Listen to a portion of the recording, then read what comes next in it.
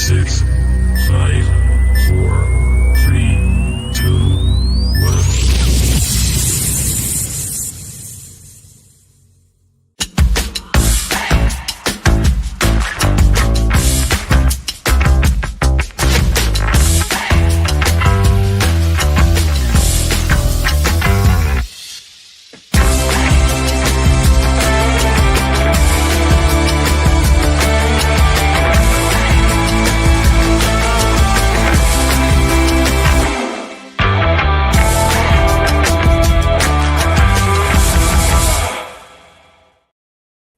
Good evening, everyone. Can everyone hear me all right? Yay! My mic's been playing up today, so I had to be careful. Right, welcome to Through Black and White Eyes, as always, for the preview for the big game tomorrow night under the lights at St James's Park. Plenty of tickets, by the way, apparently, for anyone who wants to get to the game. I would love to go, but with it being a 8:15 kickoff, means I wouldn't get home till 12:30 in the morning, and I've got to be up at 5 o'clock for work. So, no offense, I'm 44. I can't do that anymore. I'll leave that to the youngins. Of course, Leslie's in the house, modern behind. Looking forward to getting our guests on. We've got some great guests tonight. Leeds fan Gilly, and we've got, or Gilly, I'm not too sure how I'm meant to pronounce it, but we'll soon find out. We've got Gilly, it is, Scott, Sparky, and Superfan Dan made it. I didn't think he was going to make it tonight. I thought he was going to wait till the 8 o'clock show. Scott's in the house as well. Yeah, we are doing a split day today because we've got the amazing John Gibson on at 8 o'clock. Can't wait for that. I think dancing, I don't know, he's eating his food. All right, lads. Scott says, Roger's in the house as well. Jules, good to see you. Happy New Year, everyone. By the way, Happy New Year, Jules. We haven't had a chance to say that to each other yet. So there we go. Right. So first of all, I'll bring Scott in. How are we doing, Scott? Evening. Yeah, all right, mate. Yeah, very good. Looking forward to this. Because of the time, I'm multitasking. As I know, I'm sorry, guys. It was last minute. I reached out to Gilly and said, look, can you do 6 o'clock? So I've got to do one at 8 o'clock. And I know it's last minute. And he was like, yes, I can do it. I was like, mate, we've got to do it. We've got Sparky as well. How are we doing, Sparky? Oh, happy New Year, guys. How are we doing? Yes, Sparky, mate. A multi-award winning Sparky. I keep forgetting. I've had a little change around in my background as well. And I'm liking what you've done to your background, Scott. Like, that's canny, that, like Hey, it. mate. Aye, Nice. that sound that. I need one of them myself. I need one of them myself. You need to stop using your phone and get a laptop, mate. I'm on a laptop, maybe. We should be able to do it. It doesn't cost anything. You can just do it. One of you technicians will have to show us how to do it. Drop us your email and I'll send you it, mate. There you Aye, go. sweet, mate. Aye. Right. Let's bring Gilly in. How are we doing? All right, evening. Good to be along. Thank you very much for doing this last minute. How is the youngin after his teeth? Oh, he's got to have a root canal. Bad news. Yeah. So not great. No, that's not great. But he's doing all right for now. That's good. That's good to hear. And we've got Superfan. Evening. Evening. Right. I'm trying to sort something out as well in the background. All right. Okay. You take your time, mate. See what mine look like. Let's see what it looks like. Hey! Gilly, welcome. Mr. Devlin, as always. Sparky buddy. Oi, lads. Good to be back on the show and Happy New Year. And looking forward to a wicked 2026 with the gang. Hopefully, yes. I'm really looking forward to it. Right. Big game under the lights, as I mentioned. Leeds United back in the Premier League, back at St James's Park. We've had some battles over the years. I like to think we've come out on top in most of them at home. We've had some great away battles, none other than when I was running around Wetherspoons, a 19-year-old, celebrating a last-minute Nobby Solano goal in a 4-3 victory after being 3-1 down. But I'm sure Gilly's got plenty of memories of beating us as well, though, haven't you? Our club's been a bit of a shithouse and has put out that Jason Wilcox free kick today as well. So, you know, there's some memories in that. I think a lot of them recently have been draws, haven't they? They have, yeah. They have. But there was a particularly memorable one where you know, there were 7 goals in it, but You know, don't need to talk about that so much. No, that's what you're here for, mate. You're here to stick up for your team, and not only that, but we've also shared a whole bunch of players. You know, yes, Paducah and Lee Bowyer, Gary Speed, yeah, Longstaff, Sean Longstaff, obviously, David Batty, David Batty, yeah. James Milner. James Milner, yeah, he came to us. Yeah, there's been a lot, to be fair. Alan Smith, there's a great one from Leslie as well. Alan Smith's a good one. Jonathan Woodgate down the line. Chris Wood play for you? Yes, Chris Wood, yeah. But we got him from Forest. He went from Leeds to Forest, didn't he? No, we got him from Burnley. And then he went to Forest, but Burnley got them off Leeds when he went down, didn't he? Yeah. I'll come to you first, Gilly. Your reaction to the Sean Longstaff signing and what have you made of them so far this season? I think it one of those where you're looking at that and you're thinking, we've just come up and what we really need is a little bit of experience because we've got a side that's done really well in the Championship, and Rodon and a few others had some Premier League experience, but what you really needed was somebody that's got a game management capability about them, and I think he's brought that. So there were a couple of games where we were a little bit flat, and one of the things that I saw him do was put in a great big meaty tackle. And that's really one way to get Leeds fans on your side. And you know, he's able to impress himself. So we've got players that can sit deeper and impress himself on midfield. He does it a little bit further up the park than the others that we've got and adds a different dimension to us. But I think it's the experience really that he's brought to the side. You know, Ampadu's got leadership in him, but he took captaincy on when he was 23. So, you know, the level of experience he's got is just not comparable, especially at this level. So he's really added a bit of bite. We've missed him while he's been out in recent games. It was like 6 weeks now, right? Yeah. Yeah, we've missed him. See, he got off to an absolute flyer, didn't he, with that absolute screamer? Yeah. Yeah, he said he didn't know where it were going, to be fair to him. But it was a nice one. That's always the thing with Sean Longstaff. He wasn't always great. He got into great positions, but he wasn't very good at finishing his dinner at times. But you are right. Meaty tackles. Did it against PSG. He did. Yeah. Well, that wasn't a screamer, was it? That was a tight-angled, kind of off the keeper in. But we went never gave up. So never gave up, exactly. And the one thing that you mentioned there is what Eddie Howe drove into his game was the high press, winning the ball high up, turning it over in dangerous areas. And he did that very, very well for us. We just got to a point with him where he was getting on a bit, and then we wanted the next level player, which is a horrible thing to say, but Sean Longstaff has his limitations, and I think he was realistic about those things. Yeah. You know, you're in a market now where you're able to fish in a bit of a different pond to where we are. Yeah. And I thought it were a great deal all round. You know, he comes into a side where he can be a bit of a main man again in the middle. You know, you look at your midfield. I mean, Bruno Guimaraes is a wonderful footballer, and I think he's your joint top scorer this season so far. He is, yeah. I think 6 now. He's got everything. He's got absolutely everything. And what you're looking to do is get players around him that are at his level. And I really rate Longstaff. I think it's a brilliant signing for us. And you know, we've taken him as a fan base. We've taken him to our hearts already, I would say. But he's not going to drive you to Champions League. No. And that's what you're looking for. You're looking at that next level. So I think it was a good move all round because he's going to get that playing time that he wouldn't have got at Newcastle. Yeah, and this one is obviously we got a small fee for him, which helps towards our PSR. And Longstaff knew that he didn't want to wait till his contract ran out and then go somewhere on a free. He wanted to make sure Newcastle benefited as well. Because he's a big fan, you know. He's a local lad, so it's fair play to him. It's a good question here before we go on to the next bit for Gilly again. Calvert-Lewin, do you know what wages he's on? Do you know there were all sorts of different rumours about it? I think that there were elements where we were looking at what Bamford were on and trying to work out would it have been when we were in the Premier League, that is, would it have been an equivalent because they all had reductions on salary when we dropped back down to the Championship, and there were some rumours of you know, in excess of £100,000 a week.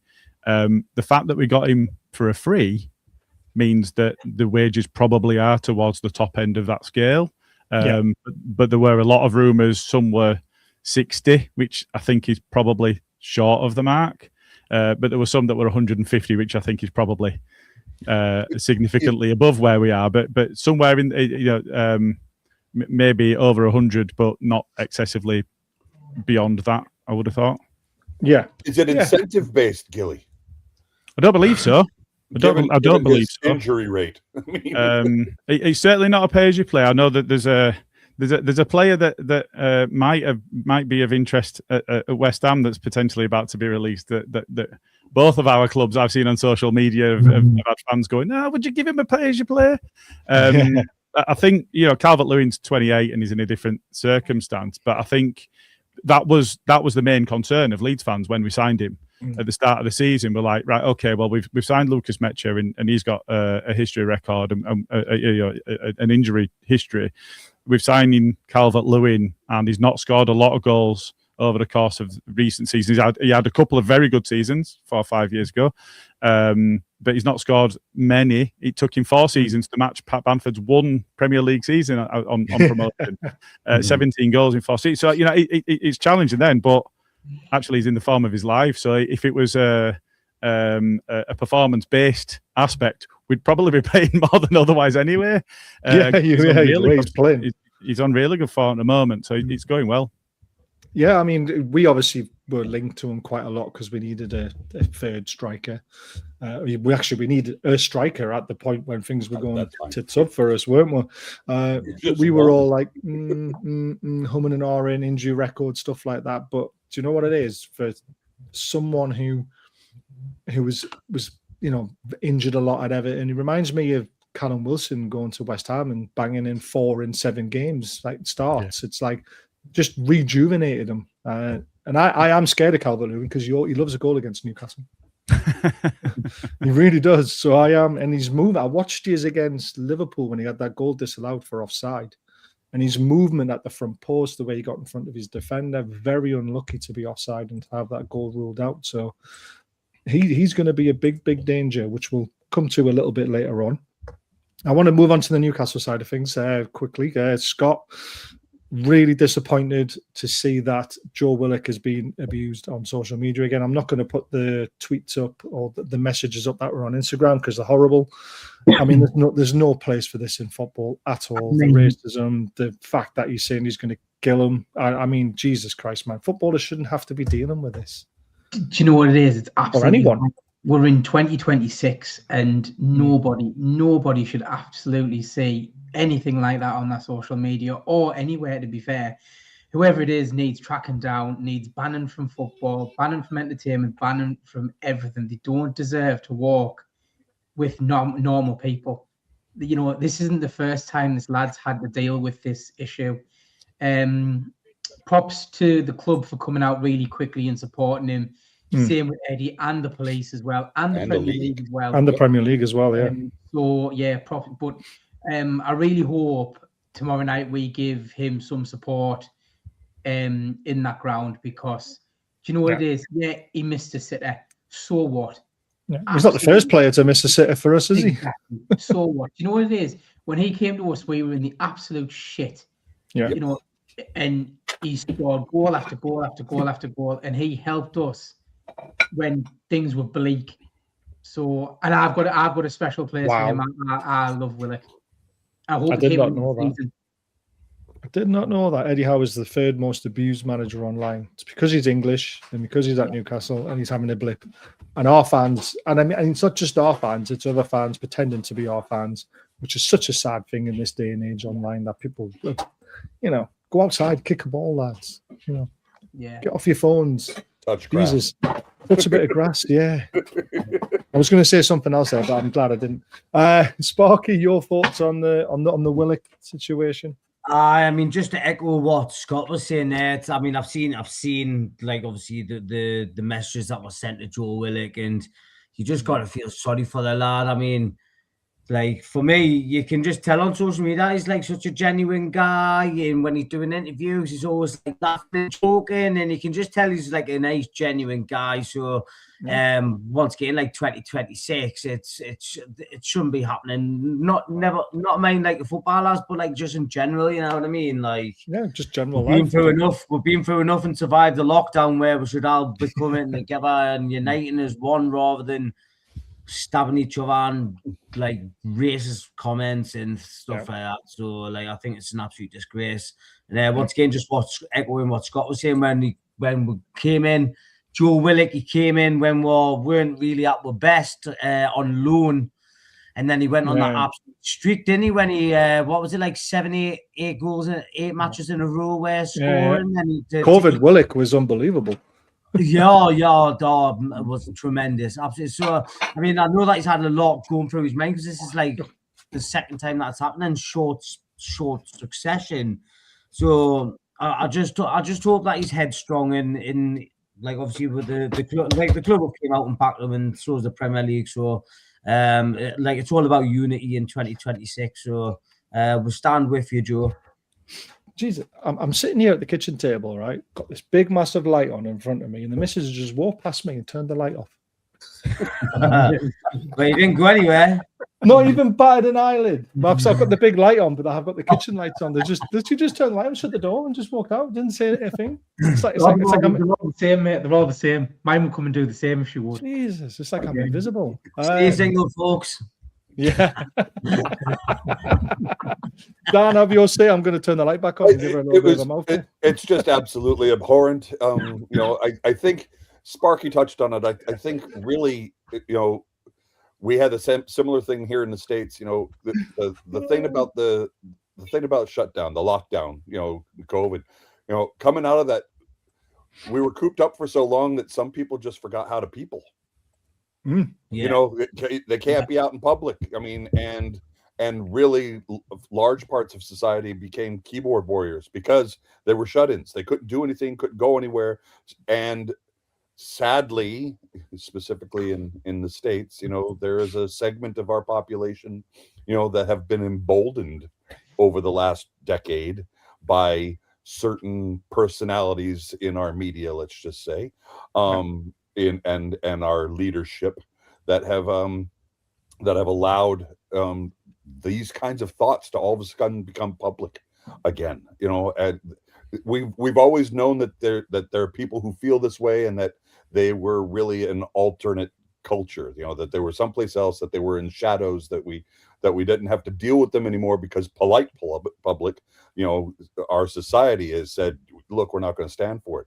Sadly, you know, the advent of social media, and of course, like I said, the shutdown and lockdown and everything just emboldened people to be able to come out and say whatever the fuck they want. And I'm like, no. So I am very sad to have seen it. As we said in our personal chat, Baz, you know, we know the lad's, you know, he's single, he doesn't have kids and everything like that. But I mean, let's not mince words. Those were threats. What was said towards him was, you know, some absolutely vile, abusive, just antisocial behavior that shouldn't be tolerated. So I'm proud of the club. I'm proud of Eddie. I'm proud of the league. I'm proud of the amount of support that's come out of the woodwork for the lad. And you know, I think 99.999% of society would say this shit's got to go, and there's no place for it. Yeah, and the thing I've always said is that exactly with social media, you should be allowed one login, one sign up, show ID, and if you fuck it up, you fuck it up. It's your own fault. Yeah, absolutely. You know, and then you're obviously getting, you know, all your information's there. The police should be able to get a hold of it, and it should just be sorted. Obviously, if you're hacked, it's very different. This is where some of the grey areas are, but it would stop people from being banned and then signing up to another account, and then another account, and another account. And there was one guy on Twitter must have been through about 75 accounts because he just abused people all the time, and then he was allowed to sign up again and carry on doing it. I just don't get it. Oh, it's a nightmare. Gilly, have you got any of that going on at Leeds? Hopefully not. There's not the race aspect, but in terms of threats to players, so Pat Bamford missed some glaring opportunities, real poor misses. And I'm an advocate for him. I thought he was brilliant when he played for us. He scored 16 and 17 in consecutive seasons, got us promoted, then got us to 9th. And that was all forgotten because he missed some and we got relegated. And he were getting death threats. His partner were getting death threats as well. And you are right. Sometimes that is other fans that are taking advantage of a situation and creating noise, which is disgusting in itself. But there are some people that would have celebrated him when he was scoring that would have then gone and sent those messages. And that's abhorrent. It's just disgusting. I mean, there's no place for any of it. But, the other side to it is he's such a nice guy. And it shouldn't matter. Nice guy or not. Death threats are just out of the question. It shouldn't matter. But he is such a nice guy, a good bloke, but did really well for us as well. And, the fickle fan nature I get. But to go to that level, it's just wrong. So we haven't had the race aspect recently, but I have seen, it shouldn't be needed. But the support that has come out from those organisations that you've mentioned is so important because it hasn't gone away. Yeah. And I think I don't want to put words into your mouth. I think it's Dan to find out. That it's populism, the rise of populism, and the rise of that movement. Almost it is there. It's not going away, and we kind of need to face into that because, Bazza, you and I have been in the trenches, and that's where we actually started interacting with each other because we came across each other when we were arguing with somebody that was saying things that they shouldn't be saying, and I'll do that wherever. I'm not bothered. I'll take him on. I'll get involved. But it shouldn't be needed. The Premier League coming out is fantastic. The club coming out is fantastic. The manager saying it's wrong and shouldn't happen. That support is really important to have. It just shouldn't be needed. Yep. Yeah. Well said. Well said. Right. Eddie Howe has been linked to the Chelsea job. Obviously, that's been taken up by somebody else, but he's also been linked to the Man United job as well. Now, the reason why I find this so funny is because we've got a load of our fans at the moment who want Eddie Howe out, but yet you've got big clubs like Chelsea and Man United knocking on the door wanting him as the job. And then everyone's tipping him for the next England manager, but yet he's not good enough for Newcastle United by certain aspects of our fan base, which is very disappointing because, I love Eddie Howe and I'll always be a fan of him. Yes, we can criticise him constructively and we can question, decisions, picking players, substitutions and things like that. But all this shouting Eddie Howe out stuff online and he's the worst manager we've had it's like watching Steve Bruce. I mean, Jesus Christ, I think people have got a very short memory and forgotten what Steve Bruce football was like. So it's great that Eddie Howe came out in his press conference and said, look, I'm going absolutely nowhere. Obviously, he doesn't know what's going to happen in the future. Nobody does. I mean, Newcastle might want to move on from Eddie Howe eventually and move on to what they would class as a higher profile manager. England job might be too much for him to turn down at some point in his career. But it's great to see him, Scott, to come out and just say, I'm here right now. I mean, to shut it down so quickly, that's just Eddie Howe as a person, isn't it? That he doesn't like that talk. He just shut it down straight away. And the only place that Eddie Howe can go is England when he and the club are ready. And we're not ready. I think he loves the day-to-day business. He loves the work. I think he'd get bored at the minute. He loves that grind. Do you know what I mean? I mean, fair enough. He probably doesn't like the grind of the transfer windows after 3 days of holiday, but that's coming to an end for him. We've got the people in place now. No, he's going nowhere. Eddie in all the way. Let's go. Love it. Very quickly, if you watch it on Twitter, I've got this live on X, whatever you want to call it these days. If you want to comment, you need to come over to YouTube. Just hit the subscribe button, which is completely free. And then you're able to comment straight away. So if you want to say anything and join in the conversation, please do so. We're over here on YouTube. Sparky, great. Love Eddie Howe. You do as well. I know you do. We're kind of like an Eddie Howe loving channel, I think, unfortunately, in a way. Yeah. Go on, Sparky. Unfortunately, what are you talking about? Well, unfortunately, sometimes it's nice to have that, bit of back and forth sometimes, like having someone disagree and then you can have a bit of an argument and that gets you clicks. But we're not like that, are we? I think it's the level-headedness on this channel. Yeah. Yeah, I mean, to be totally honest, I totally get what you're saying. Like, honestly, the amount of fans in the amount of like groups and group chats and like the amount of energy I've had to put into sticking up for Eddie over the last like week or so. It's been like a full-time job. But like for me, Eddie Howe's a man. The reason why he is man, obviously, is like the longest the third longest serving manager in the Premier League now.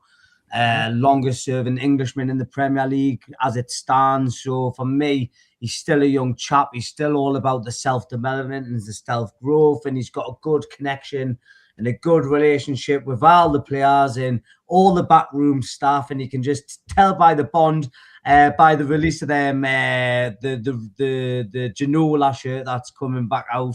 Yes. You could just tell by all the content and all the content releases on there that it was like a tight-knit squad again that we had back a few years ago. And what I've always said, and I'll say it till my eyes are popping at my head, is like me as a Newcastle United fan, from like coming out the womb, Newcastle United has always had a rocky first half of the season, and the second half they just find form, and it looks like it's going to do the exact same thing again. So 2 wins off the bounce heading into 2026, going back at St. James's Park. The boys are back in town in Eddie Howe we trust. I love it, Dan. What more can be said there? I think it's been well covered, mate. I don't think there's anything else to say. I think Sparky just stole all my thunder. So, sorry. Absolutely. No. Hashtag Eddie in. Let's go. Hashtag Eddie in. All day of the week, mate. Which moves on to your manager, Gilly. Take Sparky's Red Bull away from him. Yeah. I love it. So, Gilly, your manager obviously come under a lot of fire virtually straight away before he even kicked the ball in the Premier League. Because I do work in York. I live in York. I've got a lot of Leeds fans who I work with, and they're saying, maybe he's not the right man. He's got us up. We need a Premier League proven manager. Faulkner's gone up and down with Norwich, like a bit of a yo-yo. I think it's great that you've stuck by him because he never had the players at Norwich. He never had the backing. And I think you've obviously signed some acute signings to add to your quality of your squad, and also like you mentioned, not just quality but performance-wise for Premier League players like Sean Longstaff, like Cavalier, and they've been there, they've done that. I'm glad you're stuck with them a little bit, and you're kind of starting to reap the rewards a little bit now because you're starting to come back into it. Yeah, it was rough for a while though. It was rough for us. We went on a real poor run, and there were a lot of people that had defended him for a long time that had started to turn and said, maybe he's not right. We were, I think, as a fan base, we were all recognising the fact that he'd not been backed at Norwich. He'd gone to Germany, he'd not had a great time of it, and I think there were certainly seeds of doubts, but largely because he was untested. Not because he was a failure. We didn't look at that Norwich element and say, well, he's definitely the wrong man for the job. We don't know whether he's the right man for the job or not. And at that point, if the wheels had come off for yourselves and Eddie Howe had been available, I'd have been going, yeah, absolutely, get him in. If you've got an experienced Premier League manager that's got a good track record, and you've got an opportunity to bring them into your club, and you've just been promoted, it's almost is it safer to make the switch at this point? Thank you very much for getting us promoted. Here's a load of money, but we're going to make a move. And I think probably 8 weeks ago, a lot of people had been going, do you know what, I wish we'd have made the change in summer. But half-time at Man City happened. Whatever that was, I've no idea. We were 2-0 down. We got it back to 2-2, and they beat us in injury time. And since then, we've been on an unreal run. We've played the champions twice, albeit they're having a poor season, and Isak's a wanker. But we've played. Know your audience, right? I like you, Gilly. I like you, Gilly. Good lad. It wasn't just me either. It was the entire ground. You got some stick from us. We played the champions twice. We've played Chelsea that called themselves the world champions in the build-up to it and said, there's no chance you're going to do anything against us. We played them off the park. We roughed Palace up before you guys beat them because when they came to us, they had the best away record in the Premier League when they came to us.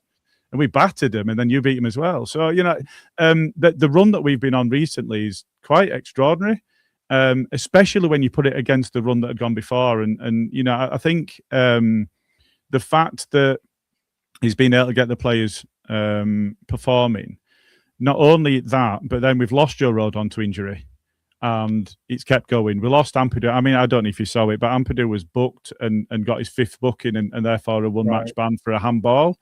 He went to chest it and he got it wrong, and it hit him on the top of the arm, but it was on the sleeve bit. You know that bit that's not handball anymore? Yeah. Oh, and yeah. Not only did they give it as an handball, but they booked him and he had a ban for it. So we had to play the scum at the weekend without our captain, and he would have loved that fixture. He really would. Yeah. So, I think the fact that he's got us playing, Biol looks a completely different player in a back three. Totally different. He was struggling with the pace of the Premier League in the back two, but in the back three, it looks totally different. Bornau's come in. We didn't know much about him in advance. He'd not had many minutes. We lost Bogle, and he'd been so important for us. But Justin's come in, and he's not really missed a beat. He's made some extraordinary blocks in the games that he's played. And we've had to rotate. He dropped Calvert-Lewin. Yeah, it scored 7 in 6, and he dropped him. Well, I don't think he dropped takes some balls as well. He rested them, didn't he? Really, I mean, absolutely. We have that situation now with Voltemade and Wissa. We've got to be very careful how many minutes we play them over. Yeah, how many days they've got in between, and I think that was a shrewd decision. Oh yeah, we're away from the champions and got a draw without him. Not expecting. It's incredible. Yeah, he's probably thinking we're not going to get much at Liverpool. We'll probably get beat 2-3-0 maybe, but we need him in the next game. Yeah. That's the most important one. And then you nearly beat them. Yeah. So, it was disappointing. I think, had Ampadu, had Rodon, had Bogle been available, there were a lot of their fans saying, well, we were missing players as well. But, it's very different when you spent billions of pounds on a squad compared to a newly promoted side. When you lose the important players out of your side, that really, really hurts. And a side that's playing a player as bad as Dorgu, I really want to go at, because I think he's an appalling footballer that's stealing his living. But it is what it is. We've got a poor history against them, and we've played them, and arguably could have won. But I think the draw were probably fair. Yeah. I think the biggest disappointment for me is we were outsung by their away fans. That's unforgivable for me. It should have been an absolute bear pit. And a lot of people going, well, early kick-off, whatever else. Nah, I'm not having any of that. Not having any of that at all. Our clubs are actually famed for the atmosphere. The fact that, you look at West Ham, I think one of the reasons that West Ham are so struggling this season is because they've sold the soul and moved into a soulless bowl. Yeah. They were in a ground. It was tight. It was compact. It'll be interesting. I mean, Everton have pulled a blinder getting their manager back in. But if they'd have not done that, and they'd have not got the atmosphere going in their new, that could have been, I mean, they're very close to it anyway, weren't they? It could have been the best ground in the championship. But, there's a real, we're looking at developing our ground. I know that, there's been a lot of work that's been done. Not as much as you would have liked to have been done under St. James, under prior owners. But it's so dangerous moving away from the place that you identify as home as a fan. And West Ham have done it, and others have done it. And, it's so difficult to try to retain that identity that you have when you do that. So I hope we never move, develop what we've got. And I hope the same for you guys. But, so I think just circling back round, from a perspective of the manager, everybody likes him. Everybody likes Daniel Farke. Nobody dislikes the man. Some people were saying he's not right for us. I think that stat that was shared earlier, that Eddie Howe's the 3rd most abused manager, that's incredible, because he's done some real work for you guys. And you're 5 points off. Was it 5 points off Champions League spot? 4 now, I think. It's just, I mean, come on, guys. I think there's an element of realism needed, isn't there? Well, that's the bottom half. We are going to come to this a little bit later on. 29 and fifth's got 31, so we're only 2 points off Champions League. Yeah. 5th spot will be Champions League this year. It will be, because we've got 6 teams in the Champions League this year. So we're going to accrue more points to get in that top 2 to get the extra spot. Yeah. So Okay. they're I mean, not just advertising it now. They're not It'd be really advertising nice it. if you get above Sunderland. Oh yeah. Oh. I don't want any of this. Them being able to give you any. I hate them. I hate Granit Xhaka anyway. But I hate them, and the fact that they managed to pox a draw against us, because we should have been the side that beat them for the first time at their place, because they were abject against us. And I know there were all the excuses about AFCON, but I'm sorry, if you go and sign all of the players that are going to go to Africa for AFCON, then you know that it's happening in advance. So I've got no sympathy for you anyway. So, I mean, to be fair, I mean, we hate Sunderland, but we also got a good relationship with another Sunderland channel, to be fair. And we like them because, you know, they're level-headed and they understand football. You know, when you get all the idiots online who don't. Leeds at home, Mickey Quinn got 4 goals with the first match ever. You could get in for free for the last 10 minutes when they opened the turnstiles, let the fans out. Well, that's a long time ago. Recent BBC investigation found that Newcastle United's manager Eddie Howe was the first most. Yeah, we've got that stat, right? It's crazy. And for a manager who comes in when we're bottom of the league at Christmas, haven't won a game, got 4 points, and unfortunately, you guys started the run for us. With the for you guys, it's obviously unfortunately for us, the John Joe Shelby free kick, which should have been saved, and that just put us on a run that we never looked back, you know. And then we've never looked back since. Really, in a way, we got Champions League football, we got to a final. We then should have had European football the following season, but Man United won the FA Cup against Man City. What? No idea how that happened. And then last year, we win a trophy, we finish in the top 4, and we've still got people who are unhappy. I mean, you would bite our hands off for that, wouldn't you, Gilly? Well, yeah, absolutely. Yeah, 100%. And I think, I do wonder how much of that is because he's English. You know, the last English manager to win the top flight was Howard Wilkinson with Leeds. Yeah. How long ago? 1991, wasn't it? 92, 93. 92, 93. It was the season before the Premier League, wasn't it? It was 91, 92, and then 92, 93 was the first season of Premier League. So we went into that. So actually, we're still 91, 92. You were champions, weren't you? The first division champions. If you can call it that. So we'll take that. So, maybe he's not somebody that you think is going to be exciting because English managers don't tend to do particularly well in the top flight because foreign managers have been winning the trophy all the time. But he's doing a really good job. And, you know, I think we ought to be supporting English coaches because at some point, England might come calling. And, you know, if it's going to be an English person, I don't want to go back to the Wally with the Brolly and Gareth Southgate.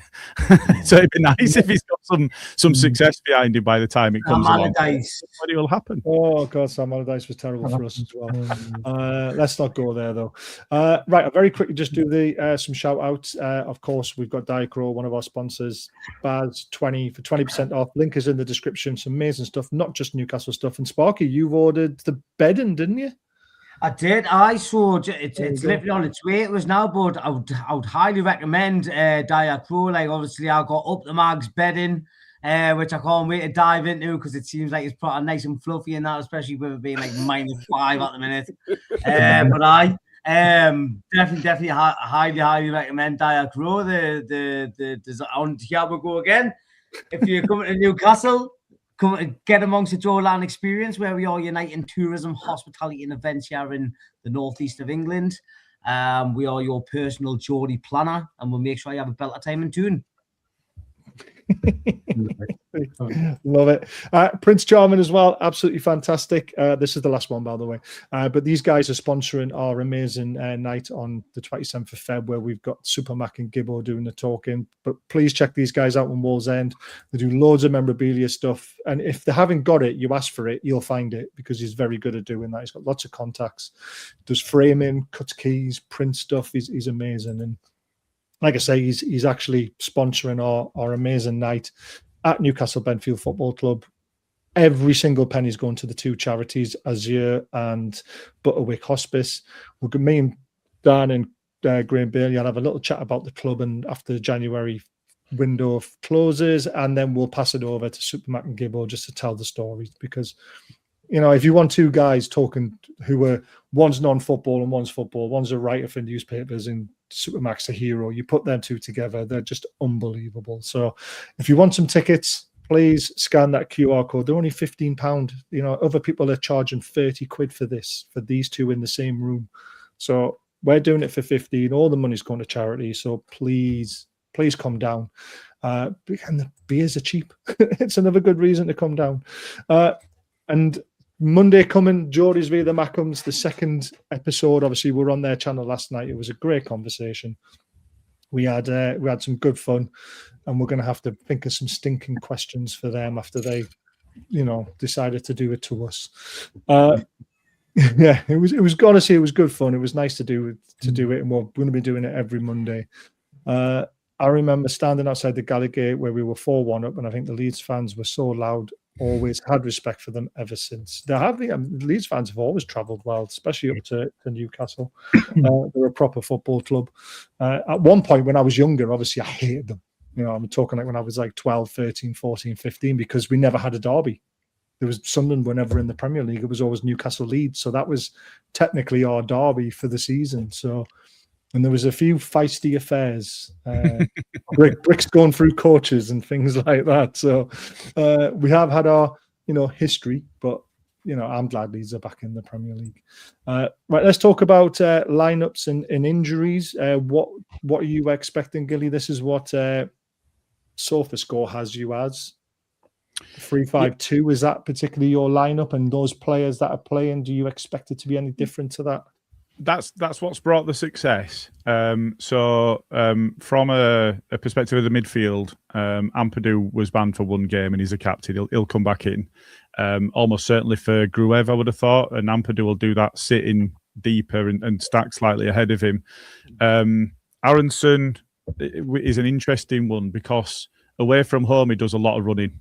And actually, so he's not a player I've rated, and anybody that has come across from any Leeds channel, they all know what my thoughts are on him as a footballer, not as an individual, but as a footballer. He's not particularly been good enough in his time with us, but he was really, really good at the weekend, and he got the goal as well. That his work had earned, really. And away from home, I think the mobility he's got compared with some of our other forwards, that's something that Farke's looking for, and Farke's spoken a lot about. So potentially he'll play, almost certainly he'll play. The question marks are around whether Bogle and Rodon are ready, and so Bogle's probably not going to be. Rodon and Longstaff might be in the squad, but probably won't be fit to start.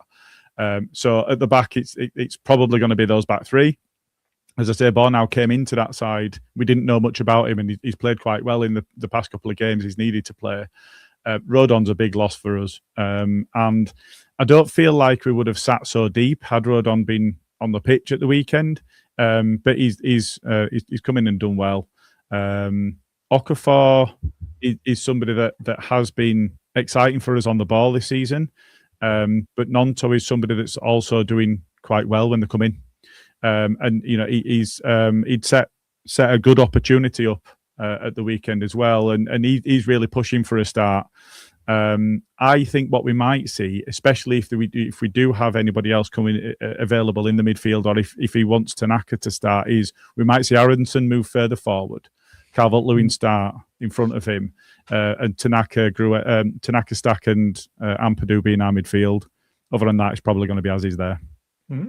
Very interesting. It's interesting that you flood the midfield, because obviously we only have 3 in there. So that's going to be a right battle. And we're going to have to hope, again, like we did against Palace, because they play a similar formation, that our right back or left back join in midfield and make it a 4 instead of a 3. So it's going to be interesting, because there's going to be gaps opening up for either team because of that. Again, Dominic Calvert-Lewin worries me. Right. I've got 2 lineups, and I'm going to explain the second one, because the first one is what I think is going to happen. The second one is something that might happen maybe next game, potentially. This is what we expect after the press conference today. I did get a bit arsey in our group chat again, because someone said that Gordon's refusing to play on the right. And I hate it when people make things up about people, because I've obviously had that about myself. And when mud sticks, it sticks. And even though it's not true. So to say that Gordon's refusing to play on the right is completely untrue. Eddie Howe said in his press conference, he believes Gordon doesn't like playing on the right. That's not him refusing. That's just him admitting that he's not to the standard or quality that he expects himself to be playing on the right, and he feels his better position is on the left. So, but Barnes is apparently more open to it. So, which is great. But don't hammer a player just because he said, I'd rather play on the left, not on the right, because I will bring you these extra qualities in my best position. And now if you put me on the right, you're going to nullify what I'm good at. You know, that's just him being open and honest. And don't we want that from our players? Don't we want to see them at their best of their ability? So I think this will be the team. It's pretty much unchanged. Well, it is unchanged, apart from Barnes on the right from the start, where Murphy comes out because he's potentially got a bit of an injury. And Miley obviously sticking at right back, even though Tino is on his way back. So this is where it gets interesting, because Tino is on his way back. So how do you fit Miley into the team if Tino comes back? But yeah, also just I know that Trippier was on the bench as well on Sunday, so Trippier's he's on his way also back back as as well. well. Aye, so Yeah. it's and I'm sure Emil Kraft's actually on his way back now as well. Yeah, so it's looking rosy for our left back and right back positions now. So I don't think we dip into the transfer market looking for a makeshift left back, because we can play Trippier there and you can also play Tino there. But if you're going to bring Tino back in and Barnes is not as great on the right wing, Murphy's not available, Alanga's not available, why can't Miley play on the right wing? He's playing at right back and he's getting forward. He can cross a ball. Yep. He can pass a ball. He's got an eye for goal. We saw him with his assist at the back post. Why not try Miley in that position while we're struggling in that area? That's if Tino comes back in, obviously, which he will do eventually, won't he? Because we want Miley in a more advanced position. And in that midfield three at the moment, there's only Tonali who's dropped off a bit. J7 has been fantastic in the last two games. Bruno, you're not obviously dropping. So it's either Miley or Tino, or you maybe move Miley to the right forward position and put Tino back in at right back. What do you make of that, Dan? You know what? It's worth a go. I was listening while I was driving yesterday. I was listening to a couple of podcasts. There were a couple of folks who were like, if we're struggling to rotate our forwards because we only have the two, in order to see a Visa Voltamata, what they were calling Visa Mata, in order to see that combination, someone's going to have to come out, but you're also going to have to rotate someone in.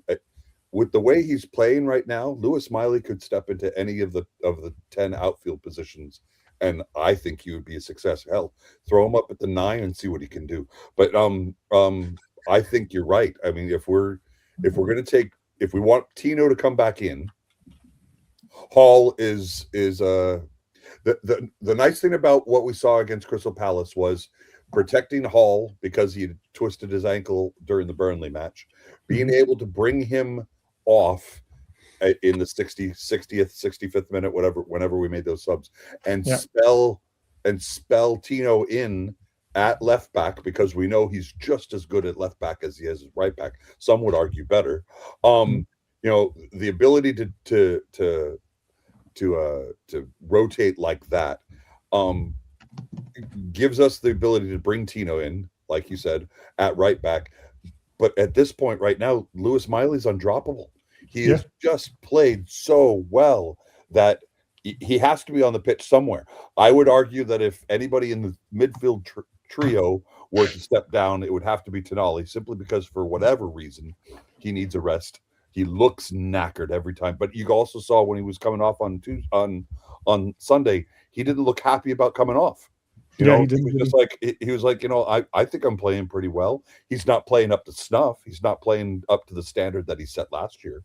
But if Miley was to be moved from right back somewhere else, I would say he moves into the holding role and let Tonali have a rest and let's figure out whatever it is. But this second formation is an intriguing one, and he can put in a cross. He has played on the right at right back ever so well, you know, there's no reason why he couldn't do a job out on wide right. That would be fun.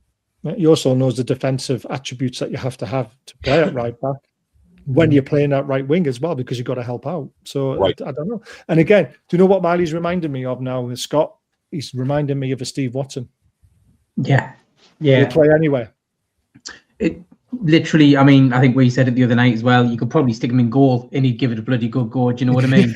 Like, you would. You just give it a good go. The kid just loves pulling on the black and white shirt. And to be fair, that's what we need. We need people that want to pull it on, and that'll fight for it. And you'd have to run over him. You'd have to literally run over him for him not to be able to pull on that black and white shirt. And I love him. Yeah, absolutely. Sparky.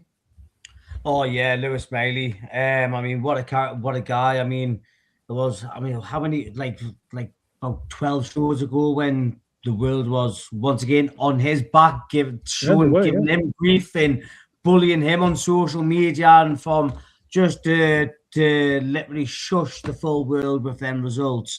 Absolutely incredible achievement, young Lewis. And yeah, I mean, that potentially having Louis Miley on the right wing, I think anywhere, like I was just saying this in a group chat, with the Azerbaijan Marks, like just to echo what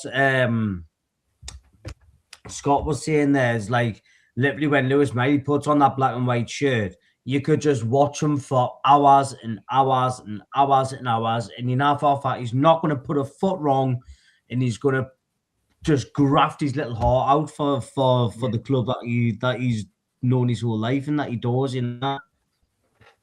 Yeah, absolutely agree. Gilly, obviously this won't be the starting 11, but it's just something that I think could potentially play into Eddie Howe's thinking maybe, but this definitely will be the starting lineup. I don't think that there'll be any changes apart from Barnes being at right wing. Who are you worried about the most? Well, Barnes always scores against us, so that's a concern. I have heard that. 5 he's got against you. Is that right? Yeah. And I think it's Gordon I'm worried about because of the pace and unpredictability. I mentioned before how much I rate. Say that again.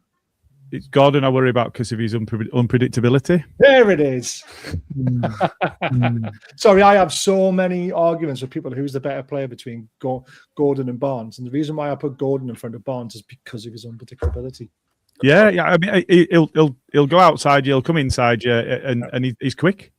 So you know, I think so. There is a worry there.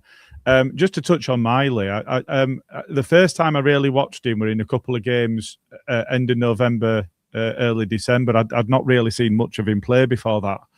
I think it was Everton I first watched him against. Yeah, and he was absolutely class.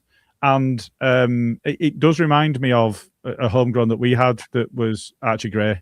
Unfortunately, we lost him, but we lost him for over £40 million, and he went to Spurs. But it just looks like he's totally unflappable, like he's just unfazed. And he stepped into that role, and he's still a teenager, he's still a young lad, but he doesn't look out of place at all. And I think the comments have been absolutely right that you have to get him in the side. And I think it's not just the ability on the ball, but they've also got this. I mean, I say innate, but it's been coached into him from a very young age, obviously. But he's got this ability to have time on the ball when really they don't have any right to, and you can't teach that. That's just an ability that they have. And he does remind me of Archie Gray because he was also one that we could play anywhere. And he filled in at fullback for us, and he was brilliant. But he really was a midfielder. I'd be interested to see how he coped with being on the wing, because he does have a good pass. He does have a passing range, and he's got a good cross on him. So I would be interested to see that because I've only really seen him at fullback.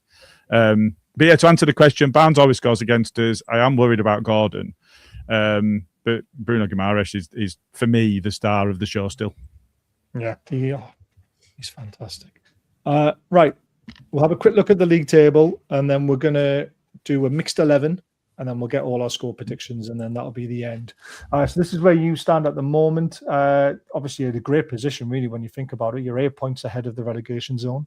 You've got a much better goal difference, which I always say counts as an extra point, especially when you're looking at these goal differences, -20, -19, -26, and you're at -7. You know, that's a big difference. That means you need to get hammered at least twice 4-0, and then they need to win 2-0, 2-0 just to try and even catch up with you. So it's a great position to be in. Are you still looking over your shoulder a lot, or are you starting to maybe look ahead a little bit? Can we catch Palace maybe at 14th? Could we catch Spurs at 13th? I think we're in that challenging position at the moment where we're fearful to look down and want to look up, and it's almost a heart and head situation.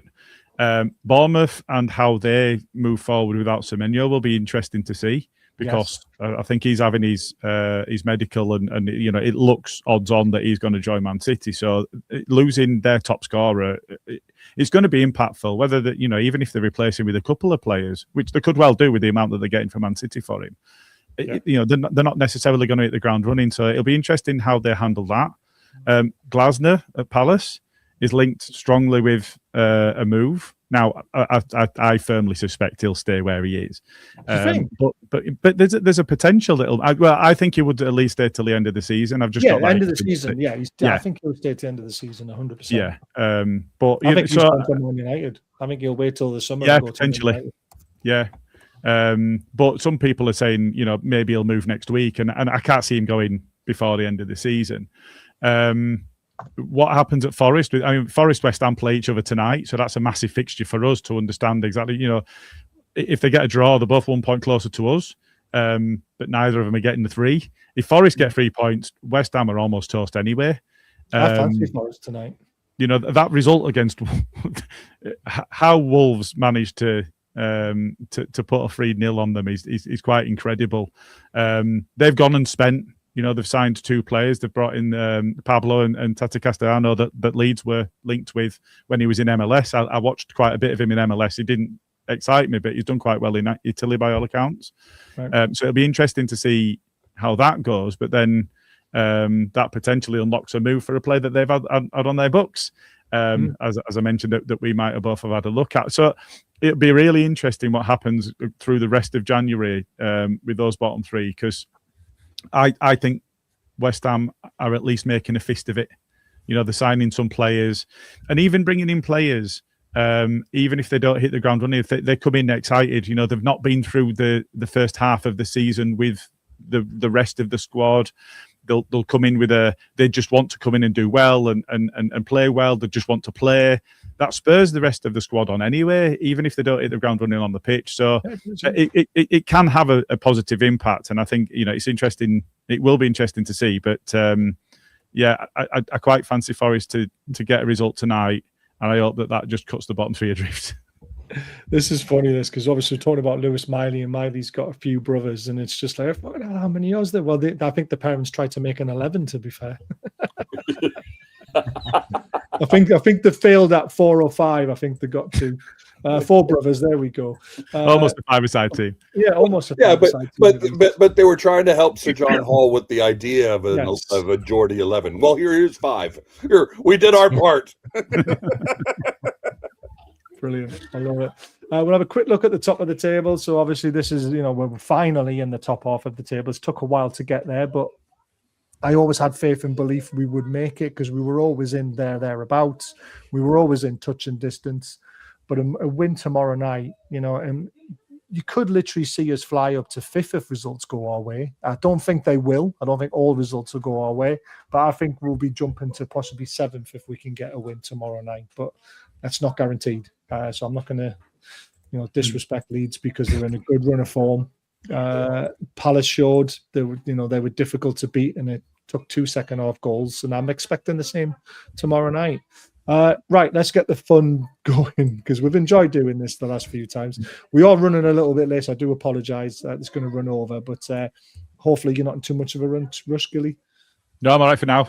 Excellent. So we're going to do a mixed 11, and then we'll get our predictions. So who's going to be formation? First of all, obviously both teams play a different formation, so we've got to find a formation that would suit both teams. Are we thinking a 4-2-3-1 or 4-3-3, or are we going to a back 3? To me, I think so. A back 3 really suits us, but I think we can also work on a 4-3-3, because when we're chasing a game, that's what we switch to. So we do play that as well. Brilliant. We'll stick with 4-3-3 because that's all we play because we don't have a plan B.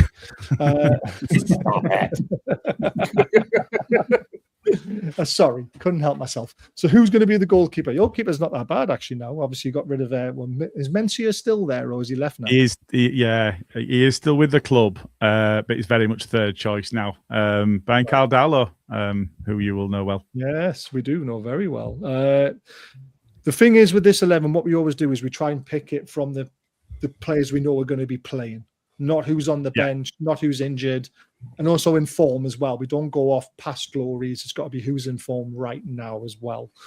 So who would you put in goal, Gilly, and we can discuss it? I would go your man, not ours. On current form, he made a very, very good point blank save. It's his decision making at the moment. Sometimes against the Scum, which I hope I'm not offending anybody by calling them that, because I'm not going to change it and I'm not going to apologise for it either, because that's what they're called.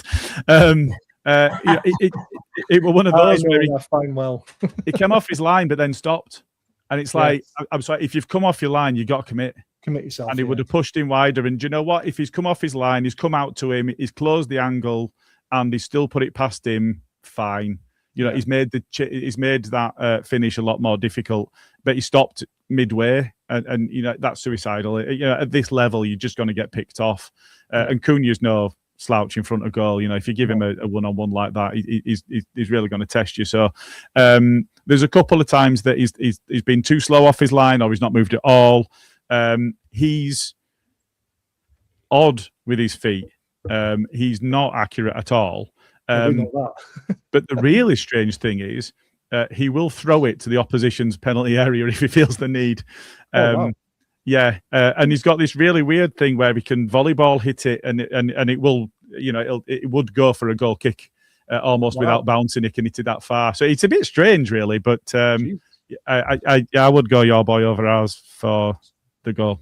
It sounds like you need your goalkeeper in the last minute to be taking throw-ins. No, we do have Ampadu for that, but we did miss him in the last game when he was injured. So we do, that's in vogue this season, isn't it? Yeah, it's amazing how long throw-ins have come back into the game. Stoke made it a sexy thing, didn't they? Yeah, it disappeared. Now it's Stoke, wasn't it? Tony Cruz Stoke. Yeah, Tony Cruz Stoke. Yeah, it was Rory. I can remember that. Rory Delap used to chuck them in. He was a nightmare because he used to punt it in better than what anyone could take a corner. Yeah. Right, left back. So we've got obviously Lewis Hall on our side. Yous have got, obviously, depend on how you change into your formation. Goodmanson. We would play the same player either way, whether it was free at the back or and a wing back, or whether it was a full back. We'd be playing Gabby Goodmanson. Who's been one of our standout performers so far this season. He's played really well for us. I agree. Right. Is he better than Lewis Hall performance-wise at the moment, or would you argue Lewis Hall deserves to be in front of him? Because Lewis Hall's the only player that fits the bill for us as well. So I think it's difficult to judge him on his last appearance because, like I say, he played against Dorgu, and I think he's still another footballer. But in previous games, he's come up. So we played against Chelsea, and all we'd heard on social media before the Chelsea game was how their teenager were going to absolutely tear us apart, and he just bodied him. He gave him nothing, absolutely nothing. He had pace on him, but he didn't let him use it against him. And don't get me wrong, I think Esteval's got a massive future as a footballer. He's got incredible levels that he could achieve if he realises all of his potential. Goodmanson wasn't having any of it, bodied him completely. Palace came with an attacking capability. Liverpool as well.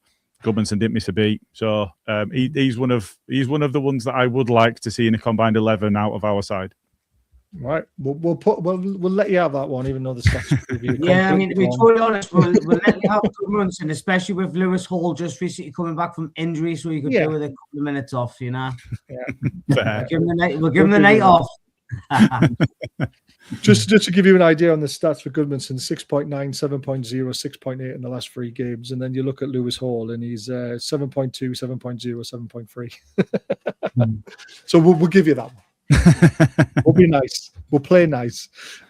Two centre backs. Obviously, we have Malik Chow and Shaw. I think we should share this because I think obviously if we don't, it's just going to be the rest of the Newcastle team potentially in there.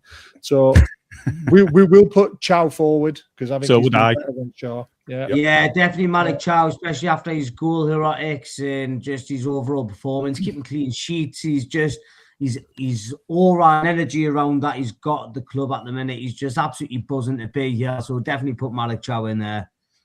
I'm guessing your centre back's probably going to be Boyles. Was that Bigol? Biol, it's pronounced. So, can I have a player that's played recently and only just got injured? Yeah, or is this who we expect to play? Because Rodon's been a revelation for us, right. And he's so fast. There's so many times that he's got his centre half partners out of trouble by just being able to be quick. He's really made the difference when it's been the back three because he's able to step into midfield as well. In fact, there was one point against Chelsea who were playing on right wing. Right. It was incredible. So out of our centre backs, it'd be Joe Rodon for me. Right, brilliant. Right back. It's going to be Mr. Undroppable. Yeah, it's going to be pretty hard to dislodge Miley. It has to be. Well, if that's where you play Miley, then it is at the moment. I can't put an argument against him because he's been so brilliant. Now Bogle's been a marvel for us because we were told by Sheffield United that he wasn't good enough for the Premier League, and he's been fantastic. But I've got a soft spot for Miley because he does remind me of Archie Gray, and I've still got a soft spot for him, so I'm not going to put an argument either. I mean, his last performance, we just go off the Palace game, 8.6. He was absolutely superb at right back. Well, he got an assist. He got a clean sheet. So there was anything that he didn't do, Lewis Bailey, on the last match against Palace. Didn't score. Right, but he made the assist for Bruno. So I mean, come on. No, he didn't score. I would have given him a 10. No, I'm only joking. Right, midfield three. So, I mean, we've got to throw Bruno in there. Yeah, I mean, Bruno in the middle. He's a 7.4 for all season. He's playing the form of his life, and he still should be the first Bruno that ever comes up on a search engine. It should not be that other Bruno down at the scum. Yes. Yeah, exactly. Unfortunately, the other one just comes first alphabetically. That's just the way it works. I'll still argue against it, Dan. You know me. So obviously on the other side we've got Tonali, who's not in form at the moment. So I wouldn't really put him forward. J7 had a great game against Palace and had a good game against Burnley as well. But who would you throw in from Leeds in midfield? So I think there'd be a perfect foil for each other, actually. But I really like Ampadu. And the reason that I like him is not just his footballing ability, but he's the leader that we need. And he's an absolute shithouse. Right. And I love that. We do. We love a shithouse. We don't do it enough anymore. We used to. It is a dying art. So Longstaff's not played for a while, and I don't think he's probably right to consider on that basis. He played well before he was injured, but he's not been available to us for a while. Stack, he's having a good season. Blows hot and cold, but first season in English football, so it takes some players a long time to get up to speed. So he's doing pretty well. Tanaka came up with us, has struggled for form recently. So, Ampadu would be my pick. Yeah, I mean, he lasts for 4 games. Fantastic. 7, 7.2, 8.77. Can't really argue against that, can you? Because, if you look at Tonali, 6.6, 6.5, 6.8. He hasn't really been on it recently. No. Is that a fitness struggle, though? I think so. I think he's apparently had flu or something along those lines. He's lost a lot of body mass. He's still trying to get back up to his amazing self, because unfortunately he set the bar so high, and when you drop down, it's more noticeable than someone who maybe plays average and just drops a little bit and then has a good game every now and again. Tonali was just always up here for us. He was just a catalyst in the field, and unfortunately the last few games just not seeing the best of him. And this is why I wanted to go off form at the moment, because J7, 7.2, 8.3, 6.6 against Man United. Let's not talk about that scum game because it was horrible. So Anton Stack, he's done all right recently. I mean, that Leeds game against Palace was 8.9 he got as an average. I mean, you could potentially throw his name into the mix. Aronson had a good game against the scrum and scored a good goal, but like you mentioned, he's not been consistent. Yeah. Yeah, So, that's true. Of late, he has played well. You know, he's been putting in performances. I would not be advocating for him. And to be fair, he would probably be further forward anyway. He wouldn't necessarily be in midfield. right. If you were going to be putting him in, he'd be playing on the right. And I'm not going to put him there either.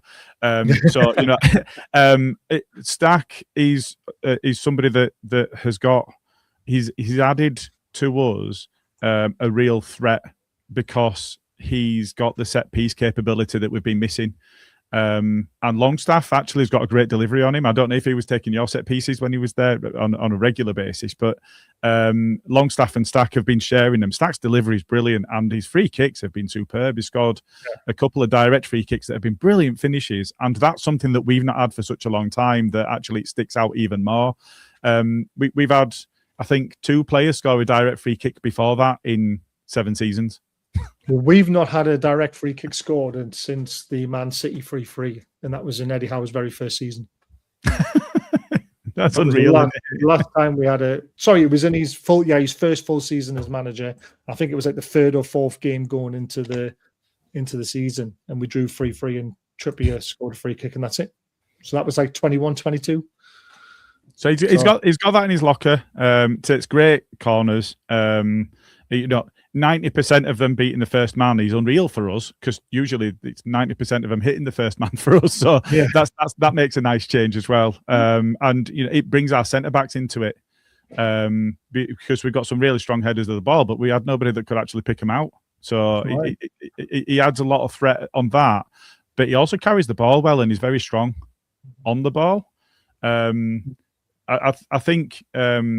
To my mind, I'd be comfortable in going in because he has been playing well, but I think there's an. I mean, you just went through the stats for your boy, and it's all right saying he had a poor game against the scrum, but he played well before that. Yeah. No, I mean, like for me, it's either Joe Linton because he is on form, or it's Stack.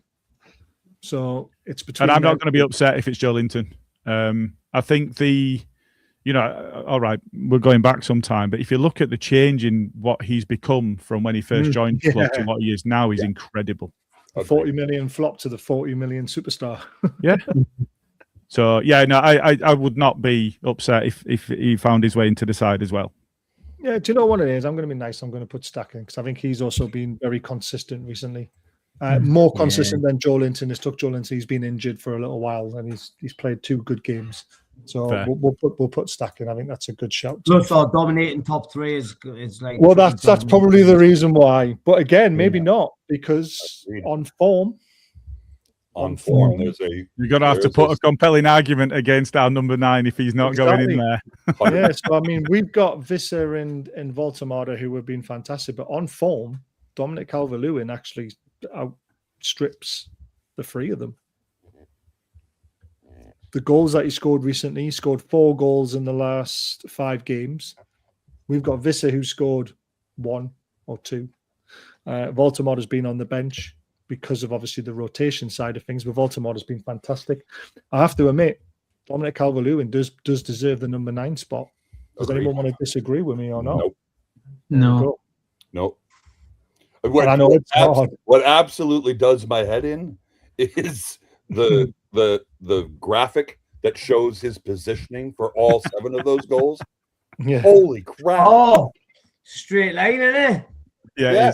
Well, there's one that's not in that straight line now. His last goal was just to the side, but yeah, and the furthest out was a penalty. There we go. That's the furthest out he's finished from. But that's what a fox in the box does, though. That's what somebody who gets into the right areas and scores goals. That's what they do. So Dominic Calvert-Lewin was Brazilian.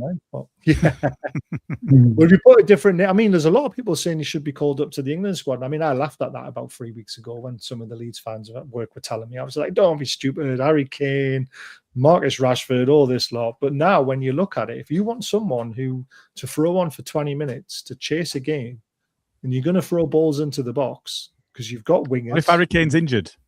Yeah, exactly. It's not just about what happens alongside Kane. It's if Kane becomes unavailable, have you got? And you know, there's maybe 4 or 5 names in that mix. Yeah. And for me, he should be in that conversation of what happens after Kane, not what happens to start, because Harry Kane's going to start every game that he's fit for, and he should. Yeah. But you know what happens if you don't have him is a very important conversation to have, because it's not just needing something different. It's what do you do if you need the same, but your main man's not available? And I think that's an element as well. Yeah, I agree.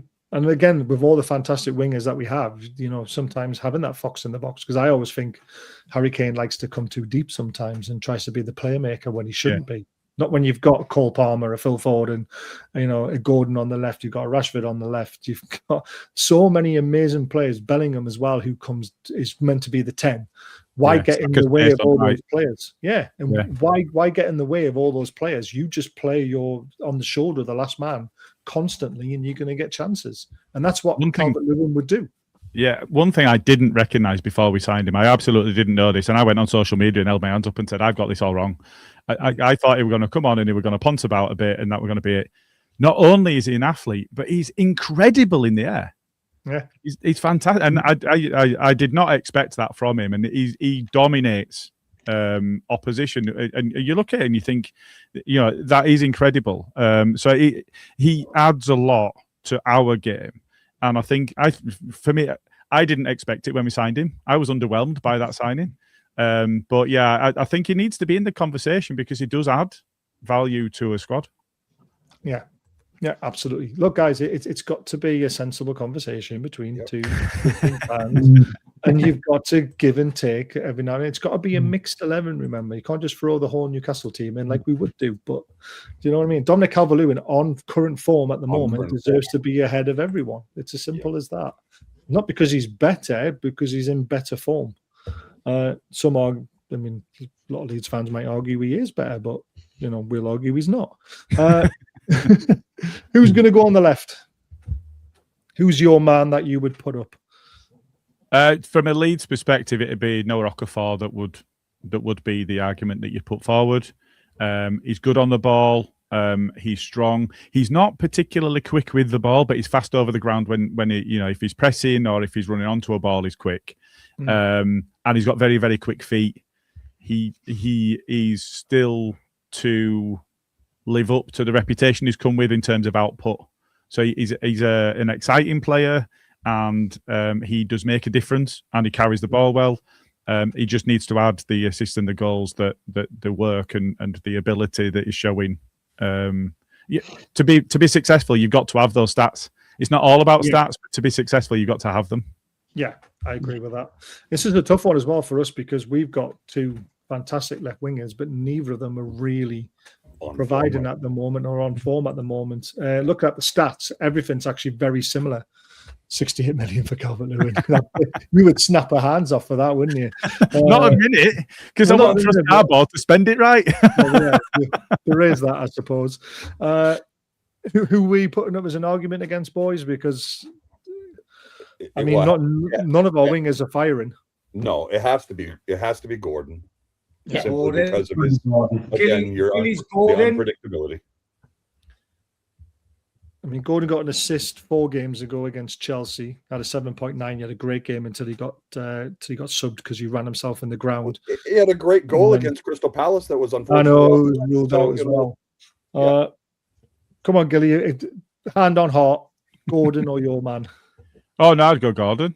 Well, there we go then. I think you know he's had the output in the past, and like I say, Okafor's still to get to grips with the Premier League. I think Yeah. So yeah, I'm not so worried about putting God. I mean, I might worry about playing against him. I'm not worried about him being in the mixed 11. The thing is, we know the qualities of the player. It's just not seeing it over the last few games, which is what we're trying to pick the team on, which makes it difficult. I get that. But it's also, you know, a solid argument against him is having Princess Di's hair. That's not on. We have got no idea what that's about.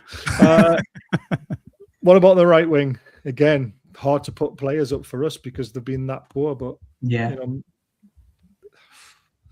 will you be putting? It's not easy for us. It's absolutely not easy. So the reason it's not easy for us is we've adopted a front two, and our width is coming from fullbacks because we're playing that back three recently. When we switched to a 4-3-3, Nonto has been lively recently, but he's played a bit part. He's not been a starter, so he's not somebody that I feel could be put forward for that on recent showings, because when he's been on the pitch, he's been okay, but he's been 15-20 minutes here and there. Arrington has played well, and that is the position he would be in. Because of the, you know, I would be called an absolute fraud if I came away from this podcast having given him some shit over the years. If the mixed 11 had his name in it, I can't do. You can't do it to me. I can't have it. Murphy's got to be in the conversation. What about surely. that? But yeah, Murphy's out, sadly. Yeah, he's because he's apparently pulled his hamstring. What about Whistle? Right. Whistle That can would play be an there. interesting one. He's a Because front if three. we're considering nines as well that can do it, Metcha will play out wide, but I don't rate him out there, so he's not somebody that I would put into that position. So Well, yeah, I like him in the front two, but I don't like him in the front three. He has played there for Brentford. so on the right or on the left? Because I mean, argue right. you could swap them. So yeah, Because what I would do is I would have him as an inside right, so playing more alongside Calvert-Lewin. So Inside right. Are we going back to the 70s? we are inside right. That's his position. And to be honest with you, there's nobody else I would put in there at the moment, unless it's Harvey Barnes. But Harvey Barnes has been dreadful on the right wing. Yeah. And I think Visser deserves to be there, and I think it would be an interesting combination. Dominic Calvert-Lewin coming a little bit deeper, winning the flick-ons, and Visser's running onto them. Yeah. That's my. And he'll do that all day. Yeah. Calvert-Lewin will win them all day. You know, if and don't get me wrong, you know, Thiau's had a remarkable season so far, and Cher's not a slouch in the air. I think it might be when there's somebody a little tricky running at him with the ball, but you know, that's what you get with a big centre half. But you know, if there's a ball slightly inside the centre backs, Calvert-Lewin's going to win those knock-ons, and anybody that's going to, you know, Gordon having the pace to get onto him as well. We're really missing Dan James for that reason, because he's got pace to burn and he would get on those flick-ons as well, and we've missed that. Someone's getting into my thinking now. Get Miley on the right wing. yeah, why not? If Bogle goes at right back, you can do that and put Miley in. Yeah, there we go. Yeah, we prefer to call him Claire Bolden. Yeah. Yeah, I can see that.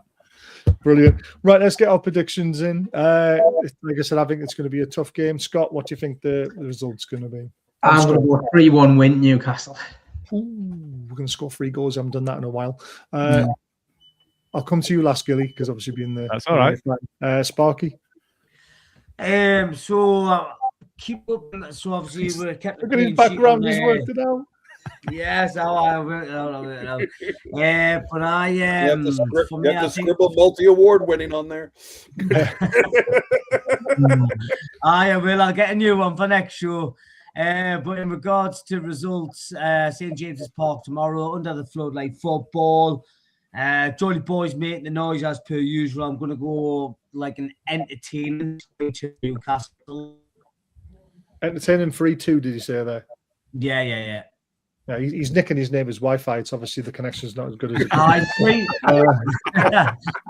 3-2 in Newcastle tomorrow night. Entertaining goal fest. don't know if my heart could handle that. Fine, Dan? I'm going even stranger, because Go on. I don't see us keeping a clean sheet with Calvert-Lewin in the form that he's in. I'm the same. So I am thinking Leeds is going to nick at least one, and I think we're going to go with the same 2 that we got against Crystal Palace and against Burnley. So and the first two that we got against Burnley. I think we've got goals in us. I think it's 2-1.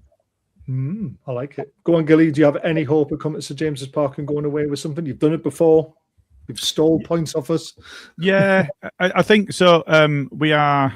Our record shows that we're better on a late kickoff than we are in early kickoff. All right. So there's that in our favour. As I say, we went away. Anfield's atmosphere is a myth. But they are still the champions, and we went away there and actually deserved more than we got. We've been unbeaten against them, so we are on a really good run of form. I'm under no illusions because my heart's saying draw and my head's saying probably Newcastle are going to win it. If I had to put my mortgage on it, I'd be going 2-1 Newcastle, so I'd be with Dan. But I'm not putting my mortgage on it, so I'm going to chance my arm with the 2-2. I like it.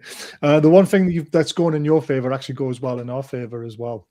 We are very, very good statistically on a Tuesday, Wednesday night under the lights.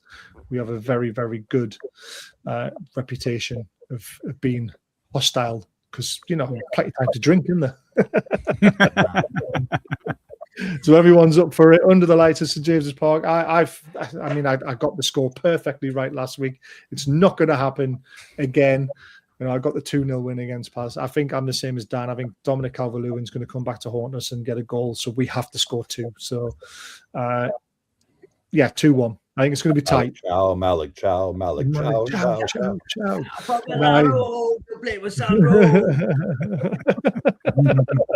So it's going to be a tough game. Like I said, the Palace game was the same. It could be scrappy at times. The crowd have really got to get into it, and I think we might nick it 2-1. But it's going to be tight. There's nothing going to be easy about. It's going to be a great game to watch. Yeah, exactly. Yep. I can't wait. I just wish it wasn't a 8:15 kickoff. That's really peeved me off. If it was 7:45 or 8 o'clock, I could have went. But there we go. Are you travelling up tomorrow, Gilly? Oh, sorry. It's Gilly. I thought you said Jimmy. I was trying to work out who that was. No, I'm not. No, I went into the ballot for an away ticket, but I didn't get one. I mean, you can get a home one. No, I'm only joking. You don't want to do things like that. Anyway, thank you very much for coming on, Gilly. It's been an absolute pleasure. I loved your wisdom. Come back again. Yes, please. Yeah, thanks for having me. No, it's been great. Yeah, mate, absolutely brilliant. Fine buying Superfan Dan. Well in Superfan Dan. Good find. This is all Baz. Way to go, Bazza. He's off the pot, and he's sometimes. Gilly, we will be doing a review show on Thursday night. It will be 8:15. I don't know if you fancy jumping on, depending on what even if you. Yeah, we'll see how it goes. Yeah. The invite is there if you want to come back on. Farke, great to see you. Scott, as always. Dan, as always. Happy New Year to everyone again. It's the last time I'm saying it because we said it enough now. And like I say, up the Mags. Fingers crossed, 3 points again tomorrow because we need them. No offense. See you in an hour, Owen. See you less than an hour. Owen's in the background saying he's going to be on the next one. So brilliant. 30 minutes, and we're going to be talking to Gibbo. So that's going to be really, really interesting. Right. Good night, everyone. Cheers. Up the Mags.